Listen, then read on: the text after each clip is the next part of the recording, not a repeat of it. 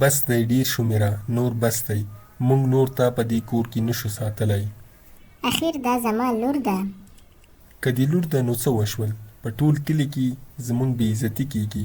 هیڅوک دې سره واده ته تیار نه دي. بابا زما څه ګناه کړې ده؟ ستا تر ټولو یو ګناه همدا ده چې ته توره پیدا شوې.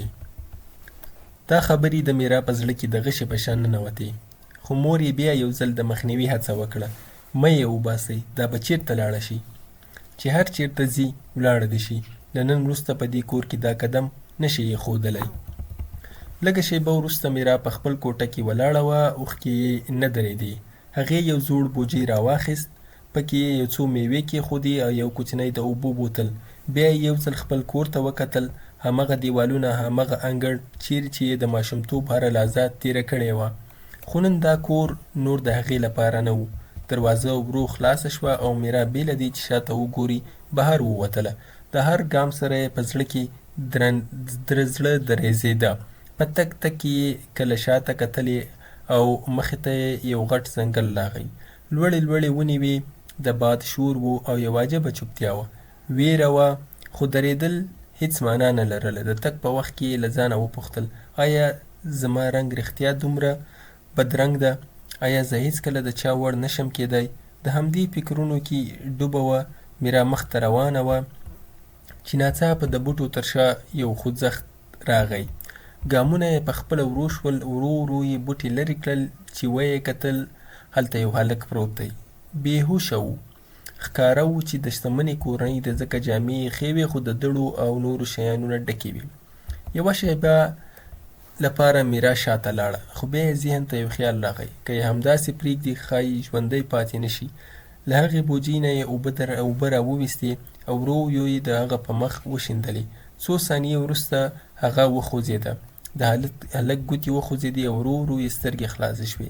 لومړی نظر یې په میرا ولګېد. څو شېبې دواړه غلي وو. بیا هلک په کمزوري غږ وویل، زه چېرته یم؟ دې وویل، په ځنګل کې. تاسو دلته چا پرې ایښي یاست؟ تاسو بېهوشه واست. د هلک په مخ ویره ښکاره شوه. هو، ځینو کسانو ونیولم، دلته یې د مرګ لپاره پرېښودم. میرا په حیرانتیا سره هغې نه وپوښتل، ته څوک یې؟ د چا زوی یې؟ هلک څو شېبې چوپ پاتې و. بیا یې ورو وویل، زه آرو یم، د زمیندار آرون سینګ زوی. دا خبره چې میرا واورېده، د هغې په مخ کې حیرانتیا ښکاره شوه. هغې پوهه شوه چې دا کوم عادي انسان نه دی. له څه ویلو پرته یې هغه ته لاس ورکړ. د کېناستلو مرسته یې ورسره وکړه او له خپل بوجۍ څخه یې میوه راوویسته او د هغې مخې ته یې کېښوده. د آرو په سترګو کې هیله پیدا شوه، تا زما ژوند وژغوره، زه به دا احسان هېڅکله هېر نه کړم. میرا په یوه نره موسکا سره وویل، ما خو یوازې انسانیت کړی دی. لږه شېبه وروسته آرو وپوښتل، ته دلته یوازې څه کوې؟ همدا یوه پوښتنه وه چې د میرا سترګې بیا له اوښکو ډکې شوې. هغې ورو خپله کیسه ورته وکړل چې په کور کې سپکاوی او بې کوره کېدل و. آرو غوږ نیولی و او د هرې خبرې سره یې مخ بدلېده. یوازې د رنګ له امله خلک څنګه دومره تنګ نظري کېدای شي؟ یوازې د رنګ له امله خلک څنګه دومره کوچنی کار کولی دومره کوچني کېدای شي؟ میرا خپل نظر ښکته کړ، شاید زه خپله غلطه یم. آرو سمدستي وویل، نه، ته غلطه نه یې، د نړۍ فکر غلط دی. یوه شېبه چوپتیا راغله، خو په همدې چوپتیا کې یو نوی اړیکه وزېږېدله. آرو د پورته کېدو هڅه وکړه، خو بدن یې مرسته ونه کړه او بیا راولوېد. میرا ژر ور مخته شوه، تاسو اوس تګ نشئ کولی، تاسو ته د مرستې اړتیا ده. آرو هغې ته وکتل او ورو یې وپوښتل، آیا ته زما کور ته رسولی شې؟ میرا څو شېبې چوپ پاتې وه. بیا یې ورسره ومنل، اوکې، زه به تا ورسوم. میرا ورو ورو آرو ته لاس ورکړ. د هغې لاس یې په خپل اوږه کېښود او دواړو په ارامۍ سره روان شول. آرو لا هم کمزوری و، هر ګام ورته سخت و، خو میرا پرته له درېدو هغه سمبالاوه. څه موده وروسته آرو په لږې موسکا سره وویل، ته له دې ځنګله او یا له ما له دې سفره نه وېرېږې؟ میرا پرته له دې چې هغه ته وګوري ځواب یې ورکړ، ویره هغه وخت وه چې له خپل کور نه وایستل شوم. آرو د یوې شېبې لپاره چوپ شو. هغه احساس کړ چې د دې نجلۍ د درد په وړاندې د هغه خپل درد ډېر کوچنی دی. لږ وروسته میرا له بوجۍ یو میوه راوایسته او آرو ته یې ورکړه. تاسو ته انرژي ته اړتیا ده، دا وخورئ. آرو میوه واخیسته او هغې ته یې وکتل. ته خپله هېڅ نه خورې؟ میرا لږه موسکا وکړه. زه عادت لرم لومړی نورو ته خواړه ورکوم. په تګ تګ کې د دواړو ترمنځ واټن ورو ورو کمېدو. په تګ کې د دواړو ترمنځ اوس دوی یوازې پردي نه وو پاتې شوي. څه وخت وروسته ځنګل نور هم غټ او تود شو. شاوخوا یوه عجیبه چوپتیا خپره شوه. ناڅاپه د بوټو تر شا غږ راغی. څوک دی دلته؟ میرا او ارو دواړه ودرېدل. په بلې شېبې کې 3 کسان مخې ته راغلل. د هغوی څېرې خطرناکې وې او په لاسونو کې یې لښتې وې. یو یې په خندا وویل داسې ښکاري چې نن په ځنګل کې ښه ښکار پیدا شو. دوهم سړي ارو ته کتل او ویې ویل دا خو د کوم شتمن کور ښکاري. میرا سمدستي د ارو لاس کلک ونیوه. د هغې په سترګو کې ویره وه خو شاته لاړه نه. یو سړی مخې ته راغی. هر څه چې لرئ راوباسئ که نه همدلته به مو ختم کړو. یو څو شېبې چوپتیا وه. بیا ناڅاپه میرا د ارو لاس ونیو او په زوره یې وویل منډه کړه. دواړه په تیزۍ سره د ځنګل پر په منډه شول. له شانه د غلو غږونه اورېدل کېدل. ونیسئ ونیسئ. ارو لا هم کمزوری و. ګامونه یې لړزېدل خو میرا یې لاس پرې نه ښود. په منډه کې مخې ته یو ځوړند یو لوی پاڼ راغی. میرا پرته له سوچ څخه ارو لاندې کش کړ. دواړه تاوېدل او لاندې ولوېدل. څو ثانیې وروسته هر څه آرام شول. پورته د غلو غږونه ورو ورو لرې شول. میرا پر وارخطایي وپوښتل تاسو ښه یاست؟ ارو د درد سره سره په لږه خندا وویل ښایي لا هم ژوندی یم.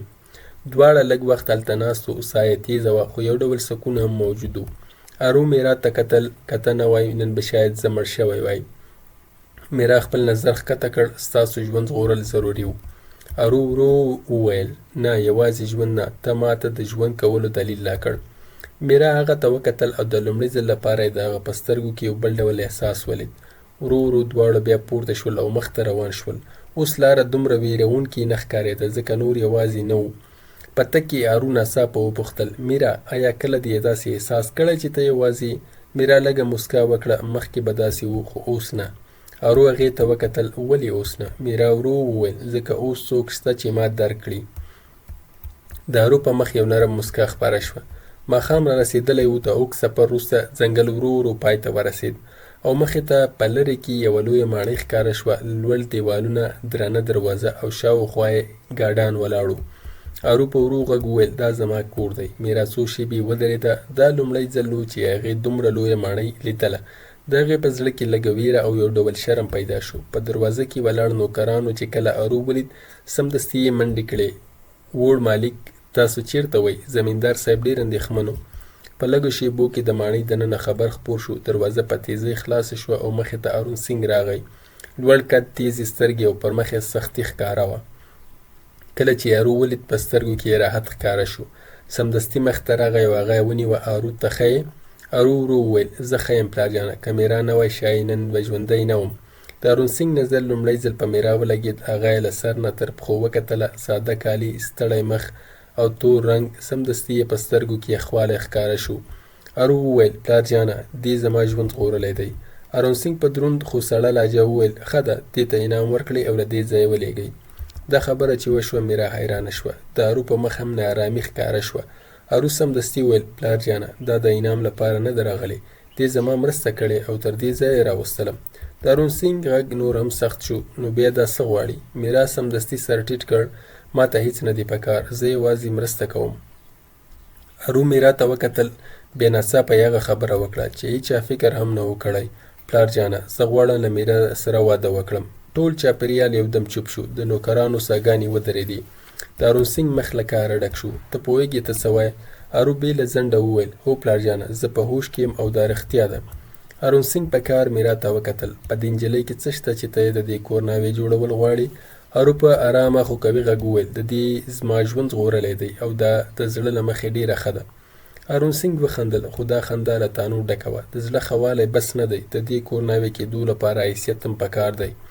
دا خبرې چې میرا واورېدې زړه یې بیا مات شو. هغې ورو وویل زه دلته پاتې کېدل نه غواړم، همدا اوس ځم. خو ارو سمدستي د هغې لاس ونیو. نه ته هېڅ چېرته نشې تللی. ارون سینګ نور هم په غوسه شو. ارو ته د دې نجلۍ لپاره له ما سره بحث کوې؟ ارو د لومړي ځل لپاره د خپل پلار سترګو ته وکتل او ویې ویل که خبره سمه وي نو هو کوم. د څو شېبو لپاره په ماڼۍ کې درنه چوپتیا خپره شوه. ارون سینګ په کار وویل تر څو چې زه ژوندی یم دا نجلۍ د دې کور ناوې نشي کېدی. دا خبره چې وشوه د میرا له سترګو اوښکې روانې شوې. هغې ورو خپل لاس خلاص کړ او ویې ویل ستاسو ترمنځ ما له امله شخړه کېږي. زه نه غواړم داسې وشي. تر دې مخکې چې ارو څه ووایي میرا شاته شوه. هماغه وخت ناڅاپه ارون سینګ د سینې درد احساس کړ. د هغه مخ شیړ شو، سینه یې ونیوه او په لړزېدو سره په ځمکه ولوېد. په ماڼۍ کې ګډوډي خپره شوه. ارو په وارخطایي چیغه کړه: پلارجانه! نوکران هر لور ته منډې وهلې، چا اوبه راوړلې، چا ډاکټر ته زنګ وهلو هڅه کوله. هارون سنګ پر ځمکه پروت و، ساه یې تیزه وه او سینه یې کلکه نیولې وه. ارو په ویره سره د هغه تر څنګ کېناست. پلارجانه، هېڅ به نه کېږي، زه هم دا اوس ډاکټر راولم. خو ناڅاپه میرا د هغه لاس ونیو. ودرېږه. ارو په حیرانتیا ورته وکتل. څه خبره ده؟ د میرا غږ لږ ارام و، خو په سترګو کې یې باور ښکاره و. که اوس څه ونه شي، ناوخته به شي. ارو نه پوهېده. ته څه ویل غواړې؟ میرا ژر شاوخوا وکتل. بیا یې وویل: ما ته ځینې بوټي پکار دي، همدا اوس. ارو یوه شېبه حیران شو، خو بیا یې په سترګو کې باور ښکاره شو. ته چې څه وایې همغه کوم. میرا ژر ژر د ځینو بوټو نومونه واخیستل او د ماڼۍ باغ ته یې اشاره وکړه. هلته به وي، ژر یې راوړه. ارو بې له ځنډه منډه کړه. څو شېبې وروسته هغه له پاڼو او ریښو سره بېرته راغی. میرا پر ځمکه کېناست او په تیزۍ سره یې هغه بوټي میده کول پیل کړل. د هغې لاسونه ډېر چټک وو، لکه دا کار چې مخکې هم کړی و. ایرو په حیرانتیا سره ورته کتل. ته دا هر څه څنګه کوې؟ میرا د کار په دوام کې وویل: په ماشومتوب کې مې نیکه راته ښودلي وو، هغه د کلي حکیم و. په لږ وخت کې درمل تیار شول. میرا په احتیاط سره هارون سنګ ته تکیه ورکړه او درمل یې ورکړل. بیا څو شېبې داسې تېرې شوې لکه ټول چاپېریال چې ودرېدلی وي. د ارو سترګې یوازې پر خپل پلار وې. ورو ورو د هارون سنګ ساه عادي کېده. د هغه مخ لږ ارام شو. څو شېبې وروسته یې سترګې خلاصې کړې. د ارو په سترګو کې اوښکې راغلې. پلارجانه، تاسو ښه یاست؟ ناڅاپه د هارون سنګ نظر پر میرا ولوېد. هغه څو شېبې ورته وکتل لکه چې د هغې په اړه فکر کوي. ارو ورو وویل: پلارجانه، ستاسو ژوند میرا ژغورلی دی. دا خبره چې یې واورېده، د هارون سنګ مخ بدل شو. ورو ورو کېناست او د لومړي ځل لپاره یې په سترګو کې غرور نه بلکې درناوی ښکاره شو. هغه میرا ته وکتل او په ارام غږ یې وویل: ما ته غلطه پېژندلی وې. میرا چوپ پاتې شوه. څو شېبې وروسته هارون سنګ وویل: نن که ته نه وای، ښایي زه ژوندی نه وم. په ماڼۍ کې ولاړ ټول خلک داسانه ګوري. هارون سنګ ژوره ساه واخیسته او ویې ویل: نن مې زده کړه چې د انسان پېژندنه د هغه په رنګ کې نه بلکې په عمل کې ده. د میرا په سترګو کې لږه لنده، خو دا ځل د درد نه وه. ارو چوپ ولاړ و، هر څه یې کتل. د هغې په مخ کې یو ډول سکون و. هارون سنګ مخ ته راغی او د میرا مخې ته یې لاسونه یو ځای کړل. ما وبخه لورې. میرا ورخطا شوه. مهرباني وکړئ، داسې مه کوئ. هارون سنګ ورو ورو وویل: که ته ومنې، زه غواړم ته د دې کور ناوې شې. میرا ورو ارو ته وکتل. ارو مسکی و. د هغه په سترګو کې هماغه باور و. په همدې شېبه کې د میرا پر مخ هم یوه نرمه مسکا ښکاره شوه. اوس په ماڼۍ کې هر څه بدل شوي وو. چېرته چې مخکې د میرا لپاره سپکاوی و، هلته اوس درناوی و. په څو ورځو کې ټوله ماڼۍ وځلېده. هر لور ته څراغونه، د ګلونو خوشبويي او د خوشحالۍ فضا. نوکران یو له بل سره خبرې کولې. همدا هغه نجلۍ ده چې د زمیندار صاحب ژوند یې ژغورلی. رښتیا هم د زړه نه ډېره ښه ده. میرا چوپ ولاړه وه. هر څه یې کتل. هغې ته باور نه کېده. هغه نجلۍ چې د څو ورځو مخکې بې کوره وه، نن د هغې لپاره ماڼۍ سینګار کېږي. ارو هغې ته راغی او ورو یې وویل: څه فکر کوې؟ میرا په نرمه مسکا وویل: بس دا چې ژوند څومره ژر بدلیږي. ارو هغې ته وکتل او ویې ویل: کله کله انسان سم کېدای شي، خو ژوند بدلیدو ته ډېر وخت نه غواړي. میرا خپل نظر ښکته کړ. د واده ورځ راورسېده. ټول کلی د ماڼۍ مخې ته راټول شوی و. د ټولو نظرونه په هماغه نجلۍ و چې یو وخت یې خپل کور رد کړی و. میرا د ناوې په لباس کې. میرا نن تر پخوا هم ډېره ښکلې ښکارېده، خو دا ځل یې ښکلا په مخ کې نه وه بلکې په خپل باور کې وه. نکاح وتړل شوله او د وروستي پیرې وروسته په د نکاح لنن وروسته تاسو دوی وویل چې تاسو میړه او ښځه یاست. ماڼۍ د چکچکو او خوشحالۍ له غږونو ډکه شوه. هارون سنګ مخ ته راغی. د میرا پر سر یې لاس کېښود او ویې ویل: نن زه ویاړم چې ته د دې کور ناوې. د میرا له سترګو اوښکې روانې شوې، خو دا ځل دا د خوښۍ اوښکې وې. د دې کیسې څخه موږ دا زده کوو: ښکلا یوازې په مخ کې نه وي، بلکې په زړه او عمل کې وي. هغه څوک چې په سخت وخت کې در سره ودرېږي، همغه رښتینی او ښکلی انسان دی. که کیسه مو خوښه وي، نو مهرباني وکړئ لایک کړئ او چینل سبسکرایب کړئ، ځکه موږ تل همداسې کیسې درته راوړو.